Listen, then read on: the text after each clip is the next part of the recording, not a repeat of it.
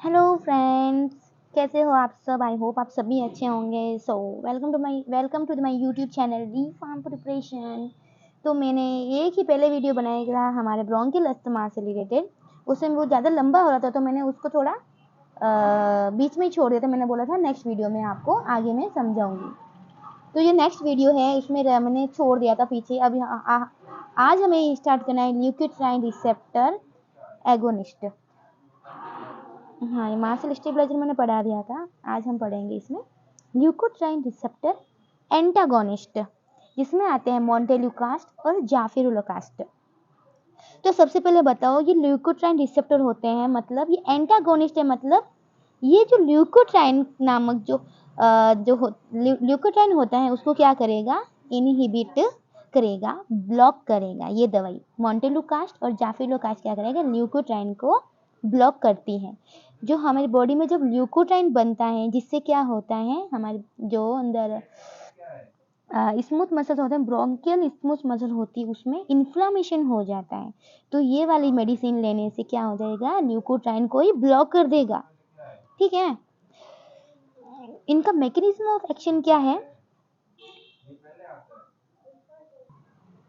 जो leukotriene receptor antagonist होता है, जब हमारे अंदर कोई एलर्जी या अस्थमा को क्या करते हैं, ट्रिगर करते हैं कोई, तो क्या है, हमारे शरीर में बॉडी में ल्यूकोट्राइन बनता है। एलर्जी होती है तो ल्यूकोट्राइन बनेगा। ठीक है, ल्यूकोट्राइन बनेगा तो जिससे क्या हो जाएगा, ब्रोंको कॉन्ट्रैक्शन होगा। मतलब कि जो हमारे श्वसन के नलिका में क्या हो जाएगा, कॉन्ट्रैक्शन होना स्टार्ट हो जाएगा, संकुचन स्टार्ट हो जाएगा, म्यूकस बनेगा। ठीक है, और इसके अंदर इन्फ्लामेशन भी बढ़ जाएगा जब ल्यूकोट्राइन इंक्रीज होगा। तो उसमें हम मेडिसिन लेते हैं ल्यूकोट्राइन एंटागोनिस्ट, जो होते हैं मोंटेलुकास्ट और जाफिरुलोकास्ट, जो ल्यूकोट्राइन को ब्लॉक ही कर देगा। ठीक है, आई होप आपको ये समझ में आ गया होगा। ये ब्रोंको कॉन्ट्रैक्शन को कम करती हैं, इन्फ्लामेशन को भी घटा देगी, और हमारे सांस लेने में बहुत आसानी हो जाएगी, ब्रीथिंग आराम से होगी। अब नेक्स्ट है 5-लिपो ऑक्सीजनेज इनहिबिटर, जिसमें क्या आता है, इसमें जाइल्यूटन आता है।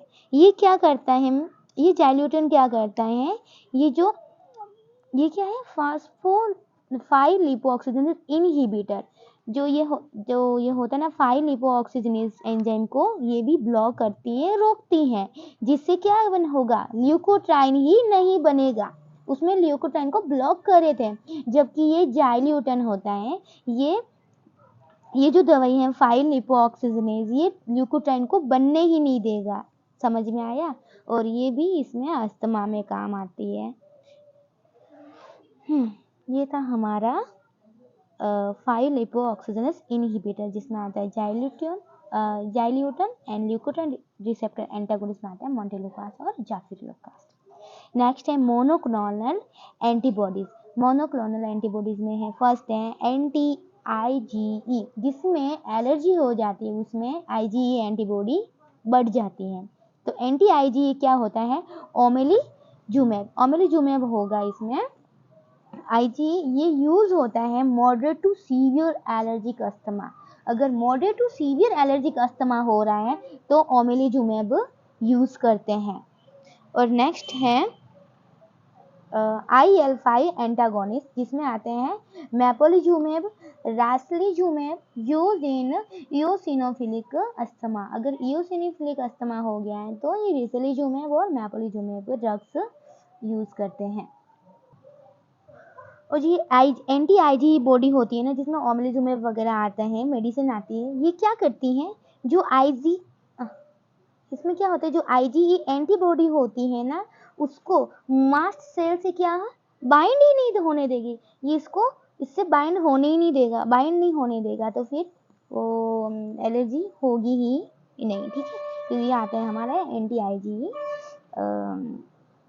Anti IgE antibodies. ठीक है,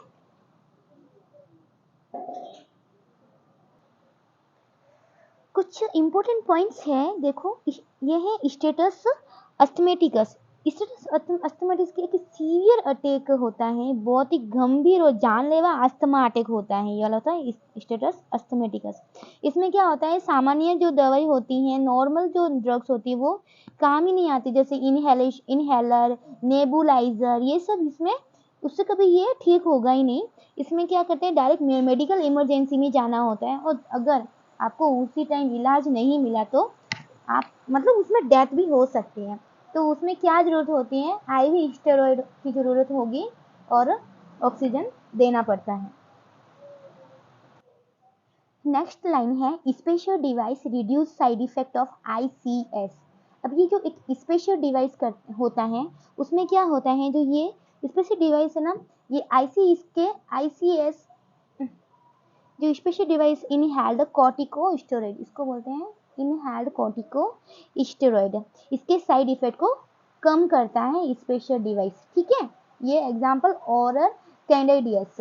ये क्या होता है, जब ये अस्थमा में जो ये जो दवाई है, ये क्या करते हैं, स्पेशल डिवाइस अस्थमा में जो सूजन हो जाए, जो स्वेलिंग होती है अंदर ब्रोंकल स्मूथ मसल्स में, तो उसको इन्फ्लेमेशन को कम करती है। और ये मेनली लिया जाता है इनहेलर के थ्रू उसको लिया जाता है। जैसे कि इसमें कौन कौन सी मेडिसिन आती हैं, बैक्लोमेथासोन और बुडेसोनाइड और फ्लूटिकेशन, ये सब क्या आती है, इसमें आती हैं स्पेशल डिवाइस में, इनहेल्ड कॉर्टिकोस्टेरॉइड में आते हैं, ठीक है। उनके एग्जाम्पल ये हैं। और इसके कुछ देखो, कुछ अच्छा है तो कुछ साइड इफेक्ट भी होंगे, और इसके साइड इफेक्ट मैंने बताया है कि आपकी ओरल इन्फेक्शन हो जाएगा, ओरल में फंगल इन्फेक्शन हो जाएगा, गले में जलन होगी, सूजन आएगी, ये सब आता है इसके अंदर। उसके बाद है लाबा आर नेवर यूज अलोन। जो लाबा होते हैं ये अकेले यूज नहीं होते, हमेशा ICS के साथ ही यूज होंगे, ठीक है ना। ICS मतलब इनहेल्ड कॉर्टिकोस्टेरॉइड के साथ ही लाबा को यूज करना चाहिए। अब बोलोगे लाबा क्या होता है, तो ये है हमारे LABA, long acting beta 2 antagonist, adrenergic antagonist, जैसे साल्मेट्रोल, फॉर्मेट्रोल, इनको कभी अकेले यूज नहीं करना चाहिए, ठीक है। ये था हमारा full bronchial pharmacology of bronchial asthma, definition मैंने सब पढ़ा दिया है। अगर आपको वीडियो अच्छा लगा हो, थोड़ा बहुत हेल्पफुल हो, थोड़ा समझ में आए, तो एक लाइक तो बनता है, क्योंकि आपका लाइक हमारे लिए बहुत ही इम्पोर्टेंट है वीडियो को अंत तक देखने के लिए। Thank you. जाने से पहले वीडियो को लाइक ज़रूर करना। Thank you for watching, bye bye.